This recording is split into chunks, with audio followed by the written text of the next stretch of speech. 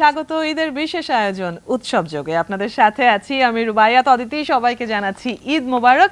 আর ঈদের বিশেষ অনুষ্ঠান মানে বিশেষ অতিথিদের সাথে বিশেষ আড্ডা। আজকেও তার ব্যতিক্রম হচ্ছে না। আজ আমাদের সাথে দুজন বিশেষ অতিথি আছেন যাদের সিনেমা রিলিজ হয়েছে এবারের ঈদে। সিনেমা রিলিজ হওয়া মানেই একটা আলাদা এক্সাইটমেন্ট। অবশ্যই আমাদের সাথে রয়েছেন চিত্রনায়িকা ববি হক এবং সিনেমায় একজন নতুন মুখ, নবাগত নায়ক বলতেই পারি আমরা, সুদীপ বিশ্বাসদীপ। ঈদ মোবারক। ঈদ মোবারক। কেমন কাটলো ঈদ? এবার যেহেতু ঈদে ছবি রিলিজ হয়েছে কাজে একটু নিশ্চয়ই স্পেশাল। ববির কাছ থেকে আগে শুনি। সুপার। ঈদে যখন ছবি থাকে তখন ওই ঈদটা অটোমেটিক স্পেশাল হয়ে যায় এবং মানুষের এত অ্যাপ্রিসিয়েশন পাচ্ছি, ফিল্মটাকে এত নিজের মনে করে সবাই অ্যাপ্রিসিয়েট করছে, নক করছে এত বিজি টাইমের মধ্যেও। So I feel so great. আর দীপের কেমন যাচ্ছে? সেম। আর এটা তো আমার জন্য নতুন এক্সপিরিয়েন্স, এর আগে আমার কখনো এরকম হয়নি। শুধুমাত্র যে লিডে প্রথম সিনেমা তা না, একই সাথে ঈদের সিনেমা, তো এক্সাইটমেন্টটা অনেক বেশি। আর সবচেয়ে বড় কথা ক্রাউডের যে রেসপন্সটা, আমরা হলেও গিয়েছিলাম, হল ভিজিট করেছি, সো ওইটার রেসপন্স আরও বেশি, বিকজ লাইভ অডিয়েন্সের যে রিয়াকশনটা হয় না, ওটা না দেখলে আসলে বিশ্বাস করা যায় না। ববির একটা বড় গ্যাপ আমরা দেখেছি, মানে পর্দায় আপনাকে দর্শক নিয়মিত দেখার পর একটা লম্বা গ্যাপ হলো, তারপর ময়ূরাক্ষীর রিলিজ হলো। এত বড় বিরতি কেন নিলেন? 2019 পর্যন্ত, 10 থেকে 19 পর্যন্ত আমার টানা কাজই গেছে। আফটার কোভিড এবং আমার বাবা মারা গেছে 19-এর শেষের দিকে, তো তারপরে একটু 2 বছর একটা গ্যাপ ছিল। তারপর পাপ রিলিজ হলো 2022-এর ঈদে, দেন ময়ূরাক্ষী 24-এ। দীপের যেহেতু এটা প্রথম সিনেমা, একটু জানতে চাই ময়ূরাক্ষীর টিমের সাথে কিভাবে যুক্ত হলেন বা প্রথম সিনেমা হিসেবে অভিজ্ঞতাটা কেমন গেল? আমার সাথে রাশিদ পলাশ ভাই যিনি ডিরেক্টর, ওনার সাথে এর আগে আরেকটা প্রজেক্ট নিয়ে কথা হয়েছিল। সামহাও প্রজেক্টটা ডিলে হয়ে যায় বা ওটা হয় না, তখন পলাশ ভাই আবার আমার সাথে যোগাযোগ করেন এবং ময়ূরাক্ষীর গল্পটা শোনাই। আমি 5 মিনিট নিয়েছিলাম এটাকে হ্যাঁ বলতে, because the story so brilliant. এতগুলো লেয়ার একটা ক্যারেক্টারে, মানে খুব বোকা হবো যদি আমি এটাকে না বলতাম। সো এইভাবে আসলে যুক্ত হওয়া এবং ময়ূরাক্ষী টিমের সাথে আসলে এইভাবে যুক্ত হওয়া। ময়ূরাক্ষীতে ববির যে চরিত্রটা সেটা নিয়ে একটু আলোচনা করতে চাই, বিশেষ করে আপনার আগের বেশ কিছু কমার্শিয়াল মুভিকে যদি আমরা রেফারেন্স হিসেবে ধরি, একদম ব্যবসায়িক ছবি, কমার্শিয়াল মুভি। এরপর আমরা ময়ূরাক্ষীর যখন টিজার দেখেছি, যখন পোস্টার দেখেছি, তখন মনে হচ্ছে একটু বোধহয় ভিন্ন ঘরানার হলো। তো নায়িকা হিসেবে কিংবা অভিনেত্রী হিসেবে আগের চরিত্রগুলোর সাথে ময়ূরাক্ষীর চরিত্রকে কিভাবে আলাদা করবেন? একেবারেই আলাদা, বাট এইটা আসলেই এখানে আমি যখন কিছু জায়গায় দেখেছি আমার ফিল হয় না যে এটা ববি কাজ করছে। এটা চরিত্রর যে জন্য যে নয়নতারা, তাকেই আমার ফিল হয়েছে। অ্যান্ড কয়েকটা জায়গায় আমি আসলে আমাকে চিনতে পারিনি, জাস্ট লাইক অডিয়েন্স, যে ওকে আমি এটা করেছি, এই টাইপের একটা ক্যারেক্টার। সো আমার কাছেও একটু ভিন্নতা, মানে একদম আমার পার্সোনাল এটা পয়েন্ট অফ ভিউ, ভিন্নতা এসেছে আমার ক্যারেক্টারে। কোনো মিল কি আছে, মানে মানুষ ববির সাথে আপনি যে চরিত্রগুলো করেছেন, যেগুলোতে আপনি পপুলারিটি পেয়েছেন, মানুষ ভালোবেসেছে আপনাকে যেসব চরিত্রের জন্য, কোথাও কি কোনো আসলে মিল থাকে নাকি পুরোটাই বানিয়ে নিতে হয়? এটা আসলে একটা গল্প যখন আসে ওইটা আমরা বারবার দেখি কিভাবে ওইটা বডি ল্যাঙ্গুয়েজ হবে, ম্যানারিজমটা কিভাবে হবে, ওইটা অ্যাডপ্ট করে নিই, তারপর প্র্যাকটিস করে দেন শ্যুট করি।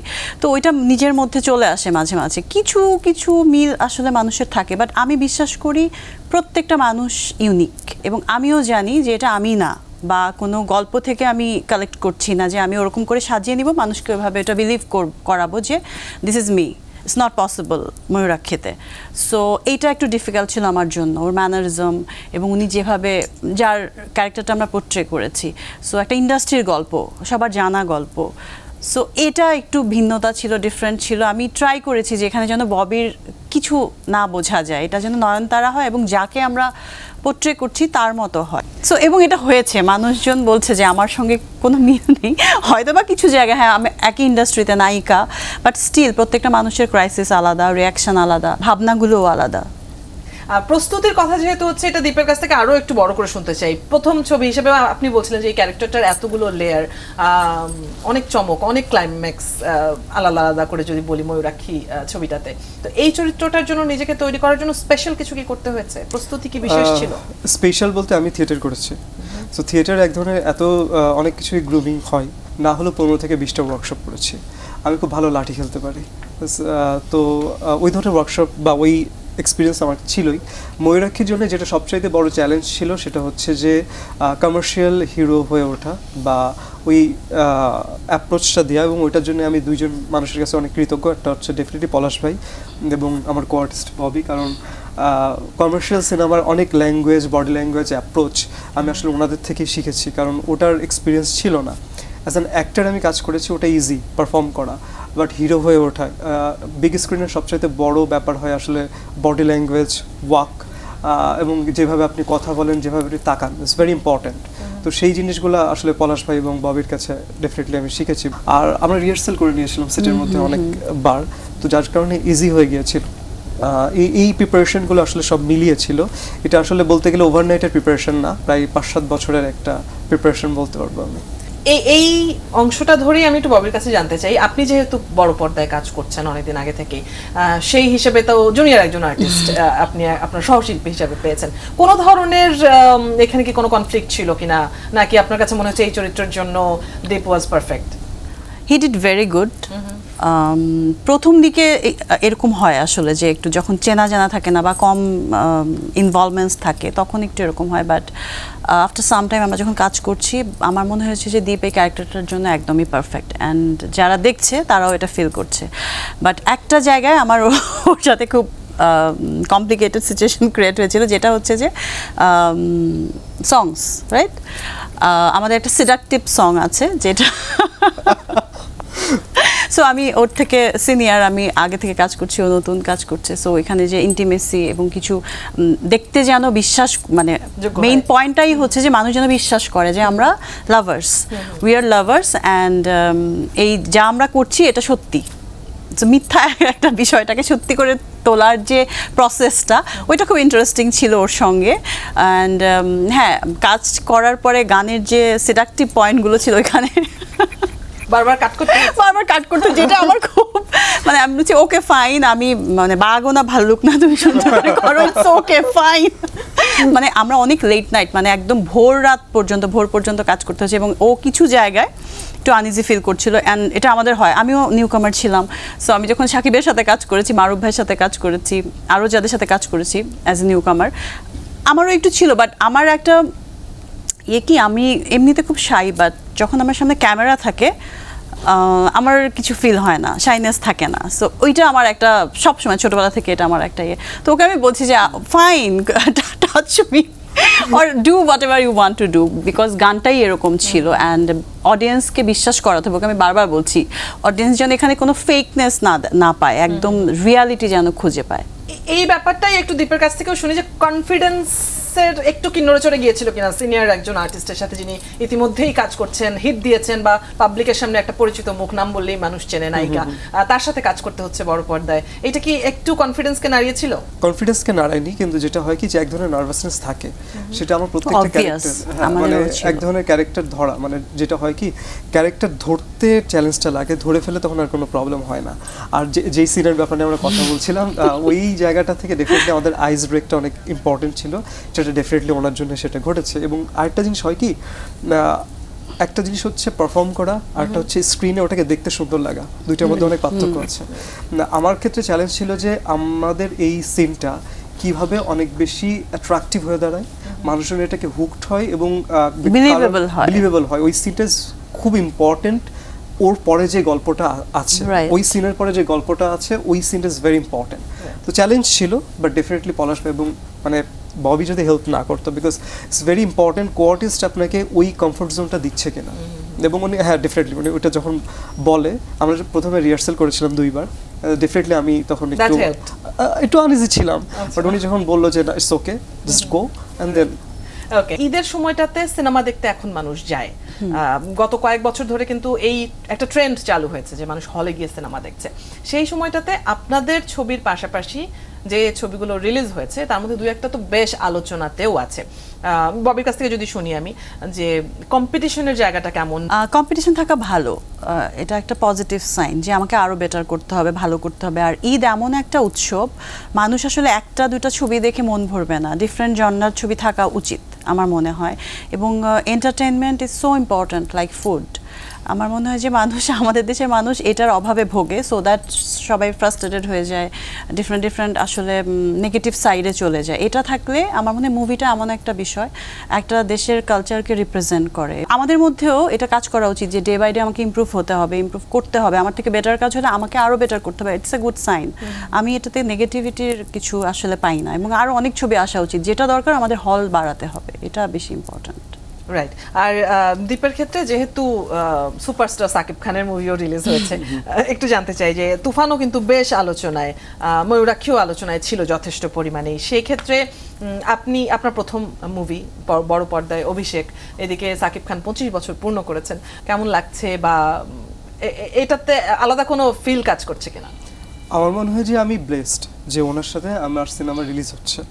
আমি একটা ইনসিডেন্ট বলে, আমি স্কুল পালিয়ে ওনার সিনেমা দেখতে গিয়েছিলাম, তো তার সাথে আমার সিনেমা রিলিজ হচ্ছে, এটা আমার জন্য সৌভাগ্যের একটা ব্যাপার। কম্পিটিশনের কোনো ব্যাপারই নেই, তবে হ্যাঁ এক ধরনের কম্পিটিশন থাকে, যেটা হচ্ছে যে সেটা তো আই থিঙ্ক ডিরেক্টর প্রডিউসারের জায়গা থেকে, যে কোন সিনেমা বেশি রেভিনিউ ইন করবে বা কোন সিনেমা বেশি অডিয়েন্সের কাছে পৌঁছালো, বাট অ্যাজ অ্যান অ্যাক্টর না। এবং আমরা আমাদের প্রজেক্ট নিয়ে অনেক বেশি কনফিডেন্ট, এই কারণে না হলে আমরা ঈদেই আসতাম না, কনফিডেন্ট বলে আসছি। ময়ূরাক্ষী পুরোটা ঈদের সিনেমা, ঈদে যে ধরনের সিনেমা মানুষ দেখতে চায়, পুরোপুরি বিনোদনমূলক একটা সিনেমা, কমার্শিয়াল সিনেমা, যেখানে যেরকম আমাদের সিনেমাতে 4টা গান আছে, 4টা খুবই ডিফারেন্ট। একটা রোম্যান্টিক সং, আমি বলবো ময়ূরাক্ষী যারা দেখছেন এখনো পর্যন্ত তারা টোটালি হুকড হচ্ছেন, কারণ এটা ঈদের সিনেমা। এবং ঈদ মানুষ কেন যায়? মজা করতে। ছোটবেলা থেকে এটাই দেখতাম যে সবাই লাইন দিয়ে একসাথে সিনেমা দেখতে যাচ্ছে, ওই ব্যাপারটা ময়ূরাক্ষীতে আছে, স্ট্রং একটা গল্প আছে। হ্যাঁ, তো আমার জায়গাটা থেকে যে ঈদ হচ্ছে আমার কাছে, মানে আমার কাছে অনেক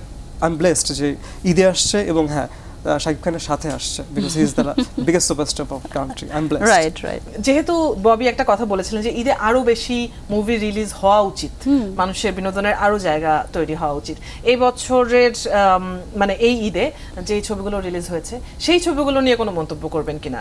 আমাদের সঙ্গে ওই দুটো না 3টে সিনেমা একদমই ভিন্ন গল্পের সিনেমা, এবং সাকিবের তো আমার সঙ্গে অনেকগুলো সিনেমা আসছে ঈদে, সো ওর যে জায়গাটা, ইমেজটা এত বড় একটা বিষয়, এটা আমার আইডিয়া আছে।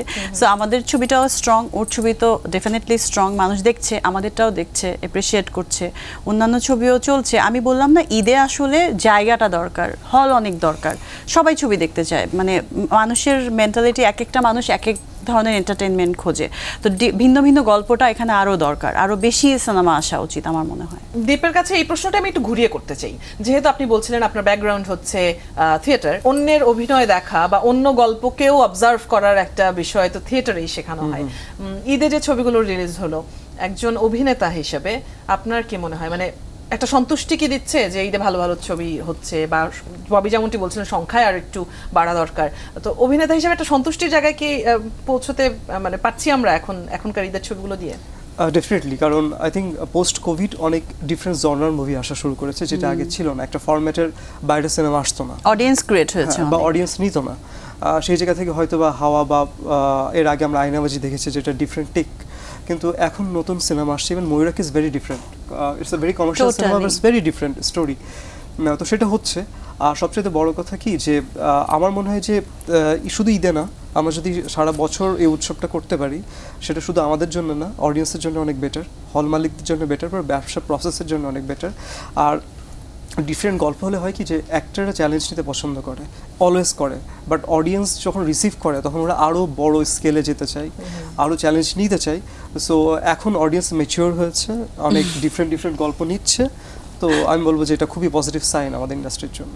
ববি, একটা প্রথমে একদম কথাটা শুরুই করেছিলাম যেটা দিয়ে, যে একটা বড় ব্রেক ছিল, তারপর আপনি আবারও চলচ্চিত্রে ফিরে এলেন। এরপর কি এখন আরো বেছে মুভি করবেন, নাকি নিয়মিতই আপনাকে দর্শকরা পাবেন? আমি বলবো আমি ব্লেসড, 12-13 বছর পরেও আমার একটু গ্যাপ হলেই মানুষজন আমাকে নক করতে থাকে পাগলের মতো, অ্যান্ড আপু দেখতে চাই, ববি তোমার ছবি কবে আসবে, আপু আপনার ছবি আরও কবে আসবে। সো এইটা অনেক বড় একটা ব্লেসিংস, যে এত বছর পরে মানুষ বোর হয় না। অ্যান্ড আমার মনে হয় আমি আমার লাইফের 20-30%ই দিয়েছি ফিল্মে, আরও অনেক কিছু দেওয়ার আছে, অনেক কিছু বোঝার আছে, এবং একটা সময় পর আর্টিস্টের যে ম্যাচুরিটিটা আসে, যে এক্সপিরিয়েন্সটা আমরা গ্যাদার করেছি, ওইটা থেকে আরও অনেক কিছু কানেক্ট করার আছে অডিয়েন্সের সাথে।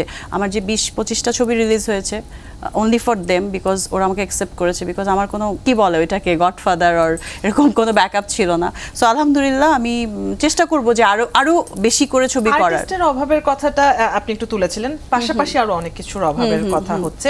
একটু জানতে চাই যে নিজে যখন দর্শক হিসেবে দেখতেন ইন্ডাস্ট্রিতে আসার আগে, তখন কাদের কাজ দেখতেন বা ভক্ত ছিলেন আসলে কাদের বাংলাদেশে? ববিতা ম্যাম, আমি ওনার জন্য একদম মানে ম্যাড বলতে পারি, ওনাকে আমার খুব ভালো লাগে।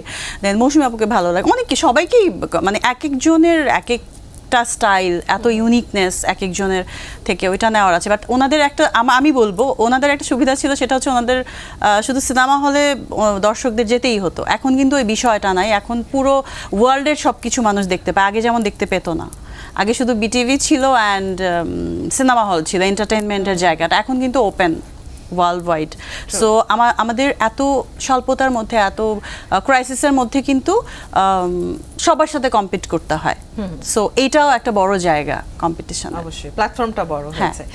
দীপ একটু আগে বলছিলেন যে সাকিব খানের মুভি দেখতে স্কুল পালিয়েও যাওয়া হতো, একটু জানতে চাই যে প্ল্যানটা কি ছিল কিনা রূপালী পর্দার? আর যেহেতু অভিষেক হলো, সিলভার স্ক্রিন স্বপ্নের জায়গা, কোথায় দেখতে চান নিজেকে ভবিষ্যতে? ডেফিনেটলি সবারই স্বপ্ন থাকে আসলে বিগ স্ক্রিনে কাজ করা, এটা আসলে এক্সট্রিম একটা জায়গা যেখানে আপনি নিজেকে মেলে ধরতে পারেন। কতটুকু যেতে পারবো না যেতে পারবো আসলে আমি এটাকে জার্নি হিসেবে দেখি। আমি নিজেকে ওই জায়গা দেখতে চাই না যে হয় না যে আমার মনে হয় যে দেখেন আমি থিয়েটার থেকে শুরু করে সব মিডিয়ামে কাজ করে সিনেমাতে আসছি, এবং এখনো পর্যন্ত আই থিঙ্ক যে রেসপন্স আমি অডিয়েন্স থেকে পাচ্ছি, ইটস এন হিউজ থিং যে প্রথম সিনেমাতে এরকম রেসপন্স পাবো। সো দেখা যাক, আমি তো চাই আসলে দীর্ঘদিন কাজ করতে এবং ভালো মতো কাজ করতে, ডিফারেন্ট গল্পে কাজ করতে, ডিফারেন্ট ক্যারেক্টারে কাজ করতে, অডিয়েন্সকে আরও কত ভিন্নতা দেওয়া যায়, কী ধরনের চ্যালেঞ্জ নেওয়া যায়, ওইটা তো মাথায় আছে। বাদ বাকি অডিয়েন্স এবং সবার সাপোর্টে কতদূর যেতে পারি, বাট ভীষণ তো অনেক বড়। আপনাদের ময়ূরাক্ষীর জন্য শুভকামনা থাকছে, অভিনয় জীবনের জন্য শুভকামনা থাকছে, এবং অনেক ধন্যবাদ ৭১কে সময় দিয়েছেন। থ্যাংক ইউ সো মাচ আমাকে ইনভাইট করার জন্য আমাদেরকে।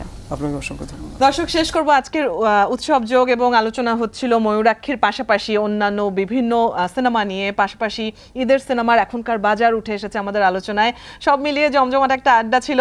দিনভর সংবাদের জন্য থাকবেন ৭১-এর সাথে। আজকের মতো বিদায় নিচ্ছি। ঈদ মোবারক।